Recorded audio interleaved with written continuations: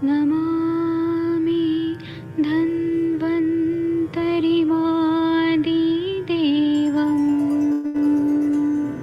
सुरासुरैः वन्दितपादपद्मम् लोके जरामृत्युनाशं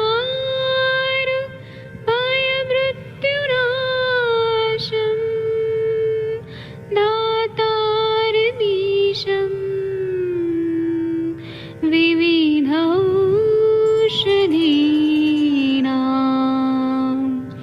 शङ्खं चक्रं जलौकां दधतं मृतघटं चारुतोर्भिश्चतुर्भिः सूक्ष्मस्वच्छादिरुद्यं शुकपरिविलसन् मौलिमम्भोजनेत्रं कालाम्बोदोज्ज्वलाङ्गं कटितटविलसत् चारुपीताम्बराढ्यं वन्दे धन्वन्तरिन्तं निखिलगदमिव प्रौढदावाग्निनीलम्।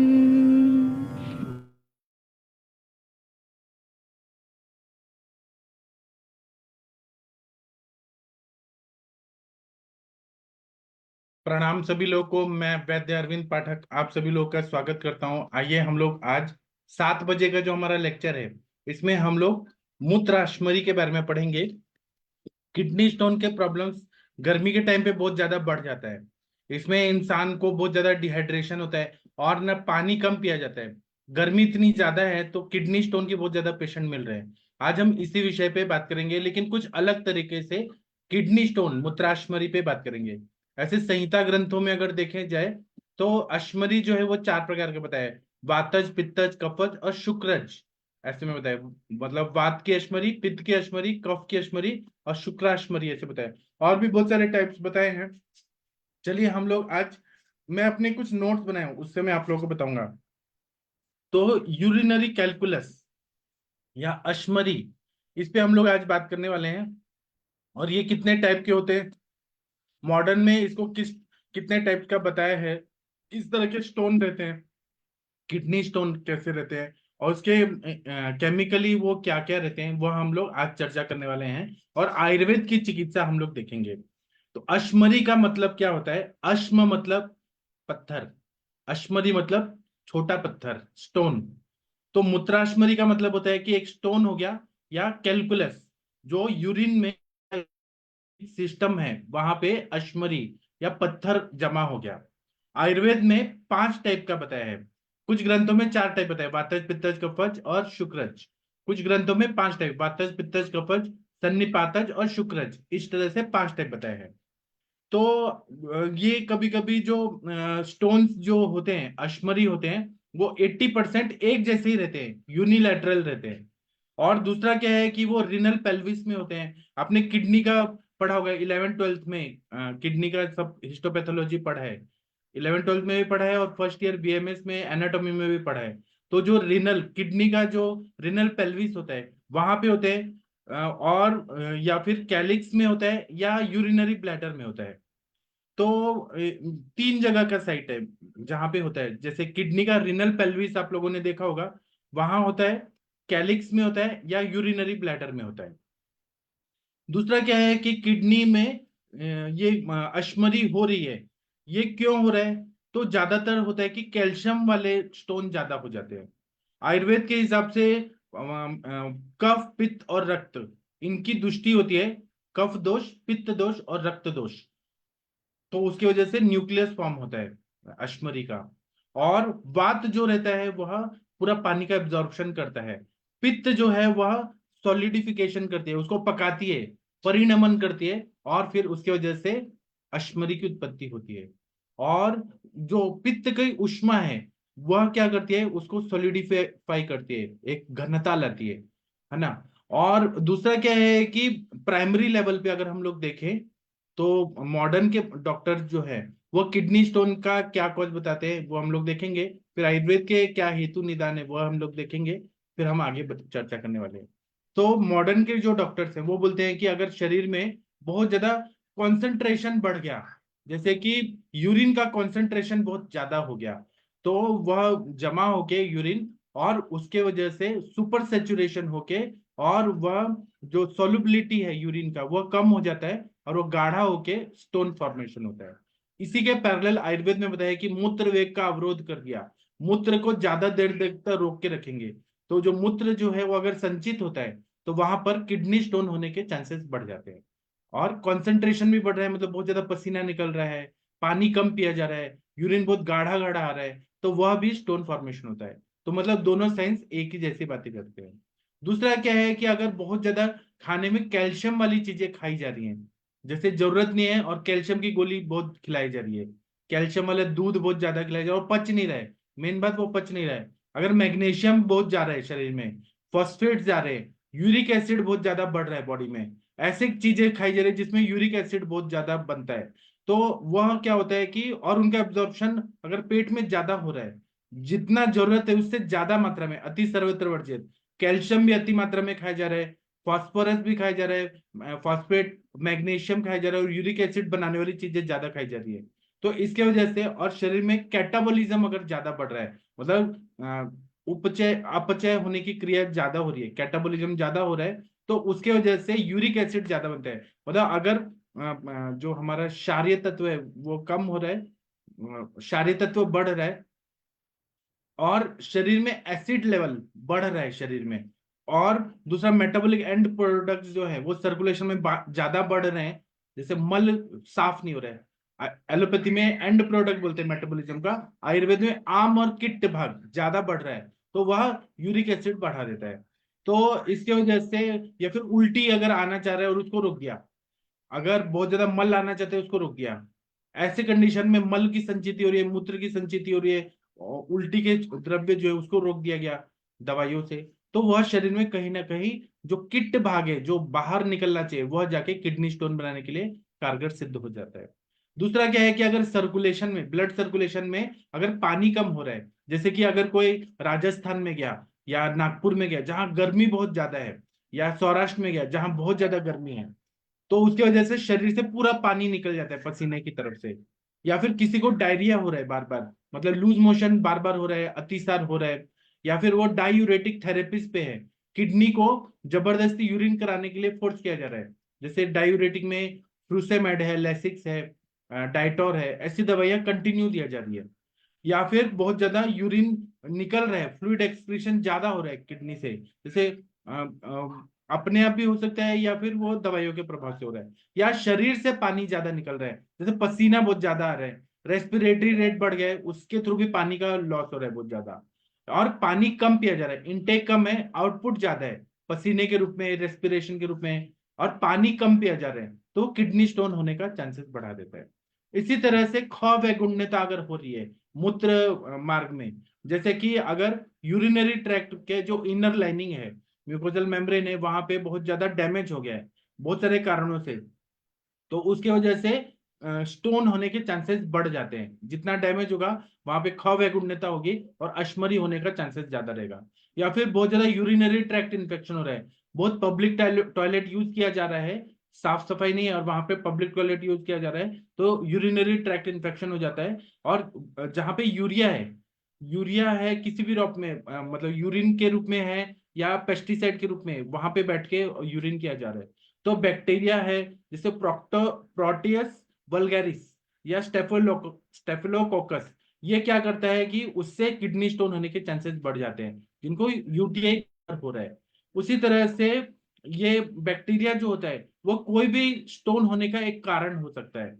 इसी तरह से अगर पैसेज में लिथोस्ट्रिप्सी किया जा रहा है स्टोन निकालने के लिए, अगर पैसेज में इंजरी हो रहा है तो किडनी स्टोन होगा, है ना। या यूरेटेरोस्कोप डाला जा रहा है, या सिस्टोस्कोप यूरिनरी ब्लैडर को देखने के लिए, या यूरेथ्रोस्कोप डाला जा रहा है यूरेटर को देखने के लिए, तो उसके वजह से यूरेटेरोस्कोप या फिर सिस्टोस्कोप डालने की वजह से इंजुरी अगर हो रहा है तो वहां पे स्टोन होने के चांसेस ज्यादा बढ़ जाते हैं। जहां क्षय होगा वहां पे खवैगुण्यता होगा, ख वैगुण्यता होगा तो वहां पे अश्मरी होने के चांसेस ज्यादा हो जाते हैं। इसी तरह से अगर हम लोग देखें कि पानी कम पीना, वेगावरोध करना, आम की उत्पत्ति ज्यादा होना, ये सब कारण होते हैं। अग्निमंद होना, मल ज्यादा बनना, इन सब के वजह से अपान की दृष्टि होती है और वहां पे अश्मरी होने के चांसेस बढ़ जाते हैं। तो अश्मरी जो रहती है उसमें कभी कभी लक्षण दिखते हैं, कभी कभी नहीं दिखते हैं। अगर बहुत बड़े बड़े अश्मरी के स्टोन दिख जाए तो वह रिनल पेल्विस में अटक जाते हैं, या रिनल कैलिक्स में अटक जाते हैं, या यूरेटर में अटक जाते हैं। लेकिन जो छोटे होते हैं वो आसानी से यूरेटर से निकल जाते हैं, कभी कभी यूरिन के रास्ते से भी निकल जाते हैं। लेकिन कभी कभी वो निकलते टाइम नुकीले होते हैं, तो वह यूरेट्रिक कॉलिक करके बहुत सीवियर पेन करते हैं। और इतना ज्यादा सीवियर पेन होता है, और पूरा जो अपनी ग्रॉइन एरिया है वहां पे बहुत ज्यादा सीवियर पेन होने लगता है। थाई एरिया में भी पेन होने लगता है। कभी कभी प्रोजेक्टाइल वॉमिटिंग होती है। किडनी स्टोन एकदम अटक गया ना तो यूरिया लेवल बढ़ जाता है, हाइड्रोनेफ्रोसिस होता है और उल्टी आने जैसा हो जाता है। रास्ता कहीं पर भी स्त्रोतरोध हो गया, उसका इफेक्ट शरीर पे पड़ेगा ही और उल्टी आने लगती है। इसी तरह से कभी कभी अल्सरेशन हो जाता है किडनी स्टोन की वजह से। कभी कभी खून भी आता है, रक्ताश्मरी, मतलब खून जैसा भी वहां पे कंडीशन हो जाती है अगर वो छिल गया या कट गया आने के टाइम पे। इसी तरह से अगर हम लोग देखें तो पित्त वाला जो अश्मरी है, पित्ताश्मरी, वो उसमें कैल्शियम ऑक्जेलेट की मात्रा ज्यादा रहती है। कैल्शियम ऑक्जेलेट और पित्त वाला जो है, जिसमें वायु भी है पित्त भी है, जो सुखार है, कैल्शियम ऑक्जेलेट रहता है। कैल्शियम फॉस्फेट होता है, वो पित्तज और कफज अश्मरी इनकी तरफ दिखाई देता है। ऐसा रिसर्च से पता चला है, ऐसा ही है ऐसा नहीं, लेकिन रिसर्च से पता चला है। और मैग्नीशियम, एमोनियम, फॉस्फेट, ये सब जो रहते हैं ये कफज अश्मरी की तरह रहते हैं। मतलब आयुर्वेदिक डॉक्टर लोगों ने कफज अश्मरी डायग्नोस किया, और जब स्टोन निकाला गया और उसको फोड़ के देखा गया तो उसमें मैग्नीशियम, अमोनियम और फॉस्फेट ज्यादा पाए गए। जो पित्ताश्मरी के सिम्टम्स थे उसको फोड़ के देखा गया तो उसमें कैल्शियम ऑक्जेलेट थे। जो पित्त कफज अश्मरी के थे उसको फोड़ के देखा गया तो कैल्शियम और फॉस्फेट ज्यादा थे। तो एक तरह से एक हाइपोथेसिस बनाया गया कि ये केमिकल अगर पाया जाए इस तरह का हो जाता है। इसी तरह से यूरिक एसिड वाला अगर रहे तो वह वातज अश्मरी जैसा ही दिखता है, सेम दिखता है। लेकिन हम लोग इस तरह से नहीं बोलते हैं, केमिकली हम लोग वातज पित्तज कफज नहीं बोलते हैं। शास्त्र अलग बात बताते हैं, शास्त्र सार्वदेहिक लक्षण बताते हैं, उस सबसे वातज पित्तज कफज अश्मरी बोला जाता है। दूसरा क्या है कि ज्यादातर 12 से 14 तक, 12 के ऊपर गया तो किडनी स्टोन को निकालना थोड़ा मुश्किल हो जाता है। आयुर्वेद में 12 के नीचे अगर रहे, 12 mm के नीचे रहे किडनी स्टोन तो आसानी से निकल जाता है।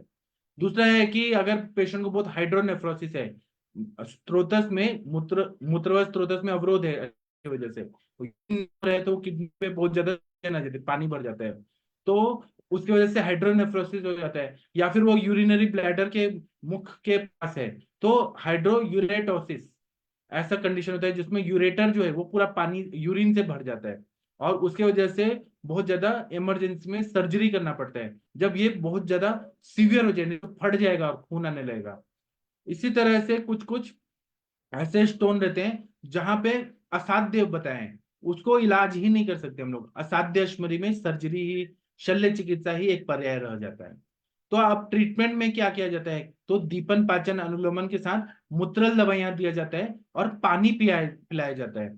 ऐसा फ्लूइड इनटेक किया जाता है कि मतलब पानी का कमी है वो शरीर में हो जाए। और निदान परिवर्तन, जैसे वेगावरोध है, मूत्र वेगावरोध है, विरुद्ध अन्न का सेवन है, आम संचिति है, वो सबका हम लोग निदान परिवर्तन करते हैं किस वजह से ये सारा चीजें हो रहा है। दूसरा क्या है कि हमें जब तक हेतु नहीं समझ आएगा हम लोग चिकित्सा के संप्राप्ति और लक्षण देख के नहीं करते हैं। हम लोग पहले हेतु निकालते हैं, उनका दिनचर्या कैसा है, रात्रि जागरण क्या है, क्या सब चीज दिनचर्या पे निकालते हैं। उसी तरह से कुछ तो सिम्टोमेटिकली जो कॉलिकी पेन हो रहा है उसको कम करने के लिए हम लोग दशमूलारिश देते हैं, बस्ती देते हैं, काढ़े का बस्ती या तेल का बस्ती देते हैं, ऑपिडक्स नहीं देते हैं, पेशेंट को थोड़ा रिलीफ मिलता है। या हम लोग ये करते हैं, मतलब हम लोग काढ़े का मूत्रल जो है, जैसे गोक्षुर काढ़ा, पुनर्नवा काढ़ा काढ़ा, पुनर्नवाष्टक वात, ये सब जब देते हैं तो पेन थोड़ा रिलीफ होता है। या कनकासव देते हैं तो डायलिटेशन होता है यूरेटर का और पेशेंट को थोड़ा रिलीफ मिलता है। उसके बाद में अनुपान जो है वो तंडुलोदक हो, गन्ने का रस हो, अगर डायबिटिक पेशेंट तो गन्ने का रस छोड़ के हम लोग जैसे नीम का क्वाथ, नीम का पानी, ऐसे कुछ देते हैं, या पानी बहुत ज्यादा मात्रा में पिलाते हैं। अग्निमंद नहीं हो लेकिन पानी पिलाना बहुत जरूरी होता है। जिससे यूरिन अच्छे से होगा तो स्टोन का पेन थोड़ा कम हो जाएगा। दूसरा है कि उसमें अश्मरी में चिकित्सा सिद्धांत क्या होता है, तो उसमें पाषाण भेदी, मतलब अश्मरी को भेदन करने वाली दवाइयां। तो उसमें भेदन करने वाली पाषाण भेद सबसे अच्छा है। हजरल यहूद भस्म बहुत ही अच्छा है। और उसमें त्रिविक्रम रस बहुत अच्छा है, ताम्र भस्म बहुत अच्छा है जो भेदन करता है। भद्राश्म चूर्ण बहुत अच्छा है। ये अश्म को भेदन करने वाले, मतलब स्टोन को तोड़ने वाले ऐसे द्रव्य दिए जाते हैं। उसी तरह से गोक्षुर दिया जाता है, हजरल यहूद भस्म दिया जाता है, कुल्थी का युष देते हैं या कुल्थी का क्वाथ देते हैं। इसी तरह से यवक्षार देते हैं, वरुण देते हैं, हीना देते हैं, मूली का स्वरस देते हैं। उससे अश्मरी अच्छे से निकलती है।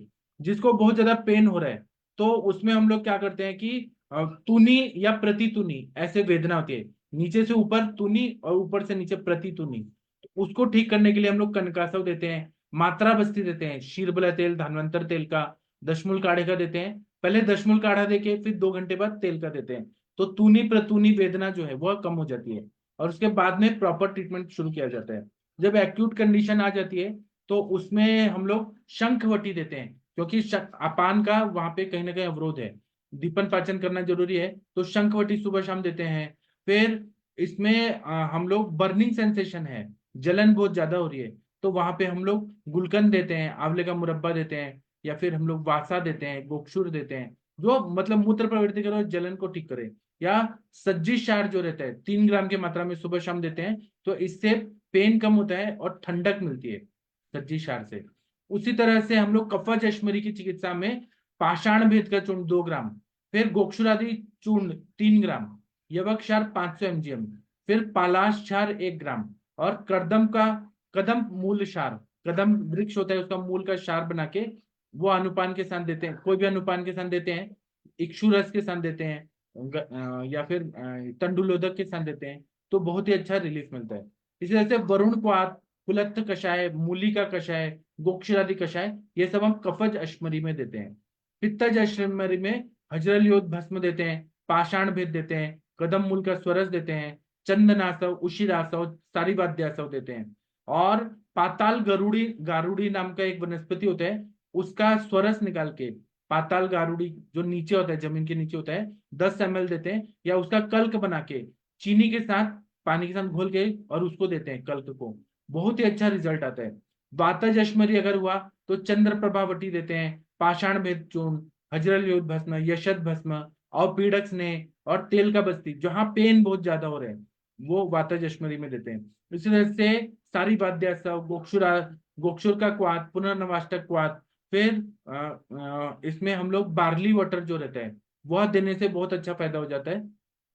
तंडुलोदक देते हैं, बहुत अच्छा फायदा होता है। इसी तरह से बहुत सारी कंपनियां दवाई बनाती है, जैसे सिस्टोन का टैबलेट होता है, 2-2 गोली सुबह शाम देते हैं। उसी तरह से वातज अश्वरी में हमें क्या नहीं देना चाहिए, पथ्य पत्ते भी बात करते हैं, और भी मैं दवाइयां बताऊंगा, लेकिन पथ्य पत्ते भी देखते हैं। तो अगर वात टाइप का अश्मरी है, सभी अश्मरी को एक जैसे ही ट्रीटमेंट नहीं देना है, एक ही फॉर्मूला देके नहीं करना है। वातस देखना है, पित्तस देखना है, कफस देखना है, सन्निपातस देखना है, शुक्र अश्मरी देखना है। वातज अश्मरी में बैगन नहीं देना है, फिर उसके बाद में मशरूम नहीं देना है, मछली नहीं देना है, तीखा चीज नहीं देना है, कटु रसात्मक गरम मसाले वाली चीजें नहीं देना है। ठीक है। उसके बाद में पित्ता अश्मरी में टमाटो नहीं देना है, खट्टी चीजें नहीं देना है, या फिर पत्ता गोभी नहीं देना है, फूल गोभी नहीं देना है।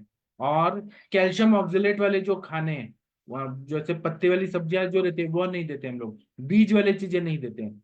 कफा अश्मरी में कफ है तो वो दूध नहीं देते हैं, दही नहीं देते हैं, दूध के जितने भी पदार्थ हैं, घी छोड़ के कोई भी चीज नहीं देते हैं, दही बिल्कुल नहीं देना चाहिए। ठीक है, क्योंकि वो कफ बढ़ाता है। और लाइफस्टाइल ऐसा ना हो कि बैठे रह रहे हैं कुछ काम नहीं कर रहे हैं, वो सब नहीं देना चाहिए। अंडा नहीं देना है, नॉनवेज नहीं देना है, कैल्शियम और फॉस्फेट वाले जो डाइट होते हैं वह नहीं देते हैं। पानी जो रहता है हर पेशेंट के हिसाब से अलग अलग होता है, कुछ 2 लीटर देते हैं दिन भर में, कुछ 5 लीटर, 4 लीटर, जितना जरूरत है उस हिसाब से, प्यास जितना लग रही है, पेशेंट की डिमांड है उतना पानी पीने के लिए देते हैं। और पीएच लेवल जो है वो हम लोग देखते हैं, उसके हिसाब से पेन का अप डाउन होते रहता है। तो इससे क्या होता है, स्टोन को डिजोल्व होने में बहुत ज्यादा फायदा होता है। मैं और कुछ बताना चाहता हूँ, लेकिन आप लोग का पहले मैं सुनूंगा, आप लोग क्या बोलना चाहते हैं। अश्मरी पे आप लोग का कोई एक्सपीरियंस है तो कृपया आप लोग भी बताइए। डॉक्टर पल्लवी मैम, वर्षा मैम, कुछ अश्मरी पे, किडनी स्टोन पे कुछ बोलना चाहती हैं क्या? हेलो। हाँ जी, पल्लवी मैम बताइए। हाँ सर, जन्मदिन की आपको बहुत बहुत शुभकामनाएं। थैंक यू, थैंक यू जी। हाँ। जी हाँ, बताइए अश्मरी का, बताइए, आप भागिए मत। पल्लवी मैम, किडनी स्टोन पे हेलो। आपका क्या अनुभव है? हाँ जी, बताइए मैम। वही बता रही हूँ। तो इसमें सर मैं हजरल यहूद भस्म और गोक्षुर पुनर्नवा और पाषाण बेग का कॉम्बिनेशन बना के देती हूँ। जी और अवपीड़क स्नेह सर इसमें बहुत इम्पोर्टेंट है। जो मैं पेशेंट को हमेशा बोलती हूँ कि खाना खाने से पहले 20 ग्राम या तो 20 ml या खाना खाने के बाद अवपीड़क स्नेह लेना है। और जो दवाई देती हूँ वो अपान काल में देती हूँ, मतलब खाना खाने से पहले। तो अपान क्षेत्र पे काम होता है तो फिर जल्दी स्टोन बाहर आने को पॉसिबल हो जाता है। और काढ़े में दशमूल और कनकासव देती हूँ जिसमें पेन ज्यादा है। और अगर पित्तज रहेगा, जलन रहेगी यूरिन में, तो चंदनासव यूज कर सकती हूँ। और उशीरासव यूज करती हूँ। और बाकी जो आपने दवाई बताई वही सारी देती हूँ। और ज्यादा से ज्यादा वो नीरी टैबलेट आती है, नीरी टैबलेट या सिरप कंपनी का, वो ज्यादा यूज करती हूँ। उसमें मुझे अच्छे रिजल्ट मिले हैं सर। Thank you ma'am. और किसी को कुछ बताना है तो बताइए, नहीं तो मेरा सुनिए, फिर आप बताइए। अश्मरी अगर बहुत ज्यादा बड़ी है तो उसमें भेदन चिकित्सा करने से बहुत अच्छा फायदा होता है। भेदन चिकित्सा जो देते हैं, अश्मरी भेदन, उससे उसके टुकड़े हो जाते हैं या फिर वो सिकता के रूप में रेत के कण की तरह निकल जाता है। इसलिए शुरुआत में हम भेदन चिकित्सा करते हैं और बाद में पाचन, अश्मरी का पाचन, ऐसे चिकित्सा करते हैं। अगर पूर्व रूपावस्था में जिसको बार बार अश्मरी हो रहा है तो उसमें स्नेह आदि कर उपक्रम कराते हैं। स्नेहन, अवपीड़क स्नेह, खाने के पहले 25 ml, खाने के बाद 25 ml। तो मैं ऐसे बोल रहा हूँ, हर पेशेंट के अग्नि के हिसाब से 1 चम्मच या 2 चम्मच, खाने के पहले खाने के बाद ऐसे देते हैं तो अश्मरी बहुत ही अच्छे से रिकवर हो जाती है। उसी तरह से पाषाण भेद है, अश्मंतक का चूर्ण है, अतिबला, उशिर है, व्याघ्री है, गोक्षुर है, जौ है, कोल है, कुल्थी है, फिर वरुण है। उष्कादि गण के जो द्रव्य हैं जो सुश्रुत संहिता में बताए हैं, उससे सिद्ध घृत का प्रयोग करने से बहुत अच्छा फायदा होता है।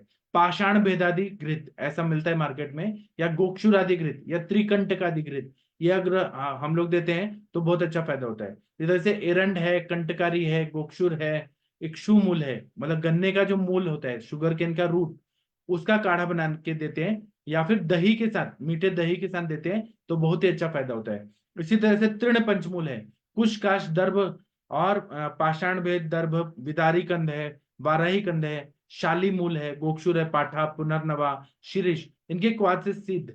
अगर ककड़ी का बीज दो दिया जाए, कीड़ा का बीज होता है, वो भी मूत्र प्रवृत्ति अच्छे से करता है। और शिलाजित और शहद के साथ दिया जाए तो अश्मरी को भेदन, क्योंकि शिलाजित है वो अश्म भेद ऐसा बोला जाता है, वो अश्मरी को तोड़ने में बहुत सहायता करता है। इसी तरह से कफज अश्मरी को तोड़ना है तो वीर तरवादी गण बताया सुश्रुत संहिता में, विदार्यादि गण, वरुण आदि गण, मुष्कादि गण, और गुगुल, मरीच, कुष्ठ, चित्रक, इनसे सिद्ध घृत का अगर प्रयोग कर दिया जाए तो बहुत अच्छा फायदा होता है। ये सारे द्रव्य मिलते हैं मार्केट में और इनका प्रयोग करने से बहुत अच्छा फायदा होता है।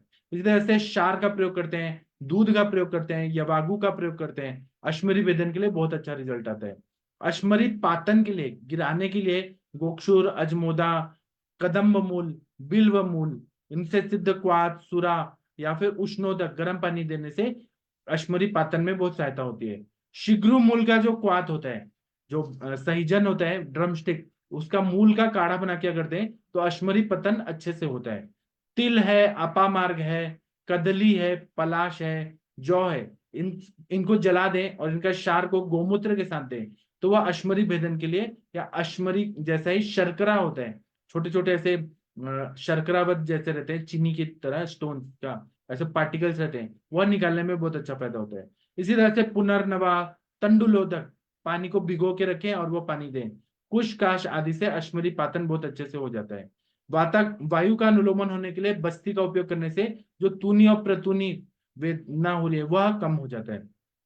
अनुवासन वस्ती तो बहुत ही अच्छा काम करता है। और औषधि कल्पों में चंद्र प्रभावटी है, गोक्षुरादि गुगुल है, पुनर्नवादि क्वाथ है, भद्राश्म चूर्ण या पत्थर बेर बोलते हैं, भद्राश्म चूर्ण है, पुनर्नवासव, उशिरासव, वरुणादि क्वाथ, ये सब देते हैं। और मूत्राशमरी का पुनर्भव ना हो इसलिए वरुणादि क्वाथ को 1 साल 2 साल कंटिन्यू चलाते हैं घी डाल के, बहुत अच्छा फायदा होता है। इसी तरह से अगर ये सब करके भी स्टोन नहीं निकल रहे तो सर्जरी करना बहुत जरूरी होता है। और शुक्राशमरी अगर हो जाए, शुक्र को रोक दिया गया है तो वो अश्मरी बन जाता है, तो वहां पे वृक्ष दवाइयां देके, कुक्कुट मांस मतलब मुर्गी का मांस चिकन देके और प्रमदा स्त्री साथ मैथुन कराना चाहिए, तो शुक्र जो अटका हुआ है वो शुक्र का वेग आके शुक्र निकल जाता है। इस तरह से जब ये ट्रीटमेंट देते हैं, और पत्ते पत्ते में टमाटर नहीं देते हैं खाने को, फूल गोभी बंद गोभी और पत्ता गोभी नहीं देते हैं। पानी पीना, नारियल का पानी पीना बहुत अच्छा रहता है। नीरा जो रहता है, ताड़ के पेड़ से जो नीरा निकलता है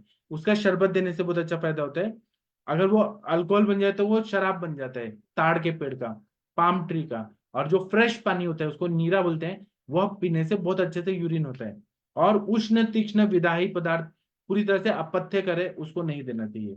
अब आप लोग कुछ बोलना चाहते हैं तो बोल सकते हैं इस टॉपिक पे।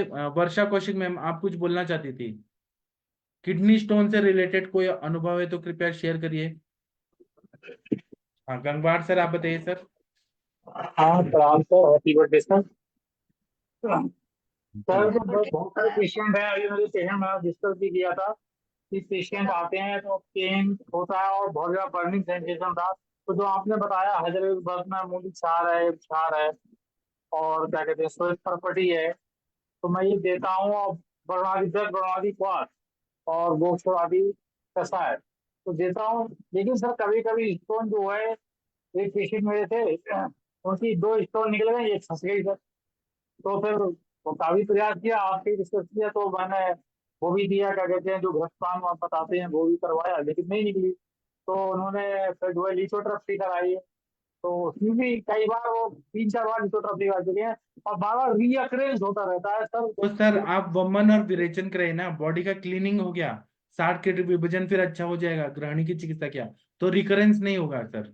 आप वमन कराइए फिर विरेचन करा दीजिए, साल में एक बार वमन एक बार विरेचन और बस्ती 7 सर दिन के। आपने एक बार बताया था कि ये अंगूठी पहनते हैं, क्या है कि कुछ मुझे याद नहीं आ रहा है सर थोड़ा सा। हाँ कुछ तो मेटल का अंगूठी पहनने से भी निकल जाता है, वंग का शायद कुछ तो अंगूठी पहनते उससे। हाँ सर कुछ बताया था सर आप। जी ठीक है, और किसी को कुछ बताना है? अनुरिता मैडम आप कुछ बोलना चाहती हैं, वर्षा मैम कुछ बोलना चाहती हैं? जी प्रणाम सर। सर सर एक में जन्मदिन की बहुत बहुत बधाई sir. Thank you thank you. एक पेशेंट आया था, उसकी 8 mm की थी स्टोन, लेकिन उससे पहले उसको एक क्या था, गॉल ब्लैडर स्लज था। तो उस टाइम मैंने उसको ऐसे ही स्टोन भी होगा सोच के क्वेरी में था, तो चंद्रप्रभावती और एक स्टोन बिल टैबलेट आती है और गोक्षुरादि काढ़ा, वरुणादि कषाय, ये इतनी बस चीजें दी थी। उससे उसका 1 महीने के अंदर ही उसका वो स्लज चला गया, और उसके बाद 8 mm की पथरी भी उसने 3 महीने तक वो आया नहीं मेरे पास, उसी दवाई को रिपीट करता रहा, तो वो ठीक हो गया उतने में ही। कुल्थी की दाल भी खा रहा था बीच बीच में। और एक 4 mm की पथरी तो सर सिर्फ यही सिस्टोन फूड टैबलेट और गोक्षुरादि कषाय और क्या दिया था, ये कनकासव, बस उतने में ही सर उसका 1.5 महीने में ठीक हो गई वो। बहुत बढ़िया, ठीक है मैम आपने बहुत अच्छा बताया। डॉक्टर प्रशांत भट्ट जी आप किडनी स्टोन मूत्राशमरी में कोई अनुभव शेयर करना चाहते हैं तो करिए। Doctor Abhay sir, Veena ma'am, Anurita ma'am कुछ बोलना चाहते हैं आप लोग, किडनी स्टोन पे अपना अनुभव शेयर करिए। सर सबसे पहले तो आपको जन्मदिन की बहुत ज्यादा मुबारकबाद सर आपको। Thank you. Wish you very happy and very healthy life. आप नहीं आई इस साल? सर मैं मुंबई थी, किसी वजह से मैं 2-3 दिन छुट्टी पे पुणे थी, तो आज ही आई एम वेरी सॉरी। मालूम है आपके बर्थडे के वक्त में जरूर आती हूँ। जी ठीक है, सही है। सर आपने किडनी स्टोन के बारे में सारा लाइन ऑफ ट्रीटमेंट और ये सब कुछ बहुत अच्छी तरीके से बता दिया। बस कुछ लोग जो मतलब वो 2 mm से लेके 20 mm तक हो, किडनी स्टोन की संप्राप्ति और हेतु अगर आपके ध्यान में आ जाते हैं तो योग तो आप अच्छे चला ही लेते हैं, लेकिन सबसे मेन चीज कभी मत भूलिएगा कि एक अनुलोमक चीज या फिर एक जिसे बोलते हैं कि वीकली विरेचन, ये जरूर देना चाहिए, क्योंकि उसकी टेंडेंसी जो भी है वातावरोध या श्रोतावरोध जन्य जो संप्राप्ति है वहां पे अपान की दृष्टि हमेशा रहती है। यूजुअली जो लोग कॉन्स्टिपेटेड या बाकी का जो उनका हिस्ट्री, काफी बार ये रहता है कि एलोपैथिक ड्रग्स लेने के बाद में उनका किडनी स्टोन वगैरह का हिस्ट्री मिलता है। काफी लोगों का पानी कम पीने से रहता है। तो आपने जो योग बताया सर, उस इसमें मैं सिर्फ सिद्ध जल जो है किडनी स्टोन अगर पास अगर पेन बहुत ज्यादा है तो वहां पे मुस्तादी या मुस्ता सिद्ध जल, इस जल का, और जो हमारा भुट्टा रहता है, भुट्टे के बाल जो रहते हैं, उन बालों को अगर आप उबाल के पानी ये करते हैं तो ये 2 पानी, और धान्य जीरक फांटे, ये 3, जैसे पेशेंट का अग्नि है, कैसे दीपन पाचन करना है, अगर क्लेट जन्य संप्राप्ति ज्यादा है, हाइड्रोनेफ्रोसिस है, तो आप मुस्तसिद्ध जल दीजिए। दीपन पाचन तो हम सब लोग ही करते हैं, लेकिन उसके साथ में हमेशा देखना है कि किडनी स्टोन फिर से रिपीट ना हो, इसके लिए उसके ग्रहणी पे, पक्वाशय पे और अनुलोम जो है हमारा, वो ट्रीटमेंट बहुत सही से होना चाहिए।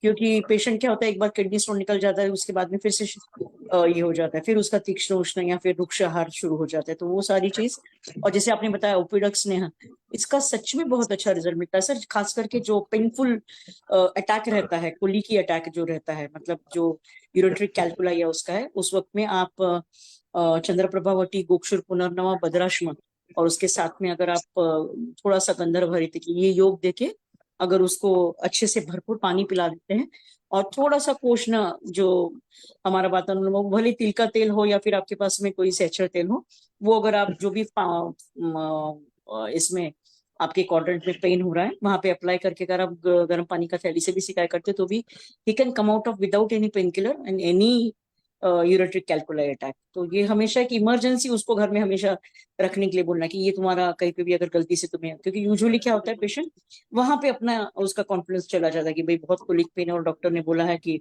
लिथोट्रिप्सी कराइए या फिर ऑपरेशन कराइए। तो आपने बहुत अच्छे योग बताया सर, बस इसका अपुनर्भव चिकित्सा भी अच्छे से होना चाहिए। Wish you very happy. Thank you.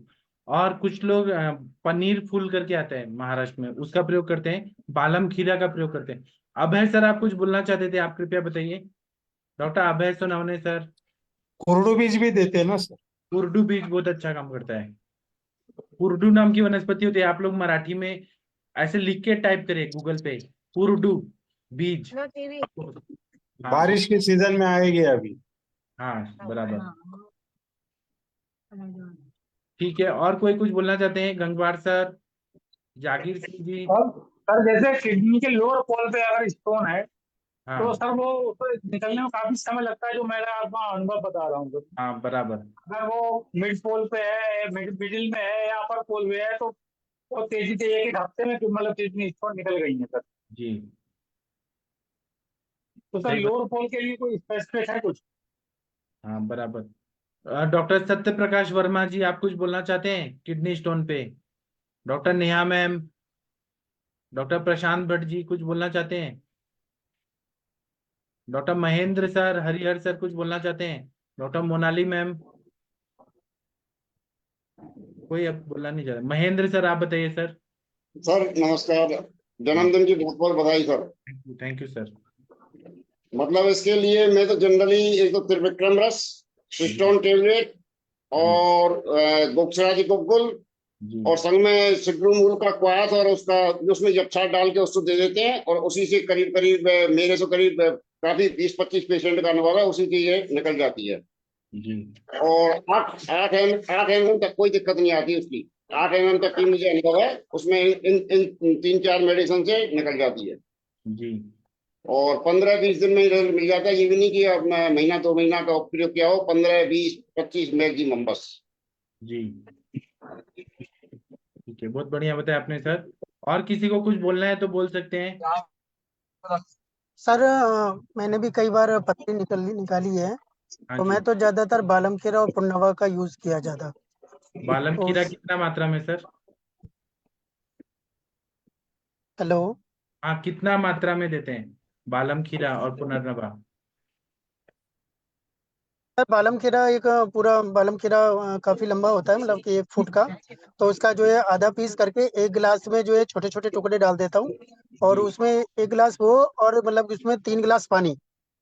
और उसका जो है जब तक का जो है 1/4 ना रह जाए तब तक का उसको उबाल के काढ़ा बना के उसको 50-50 ml सुबह शाम खाली पेट।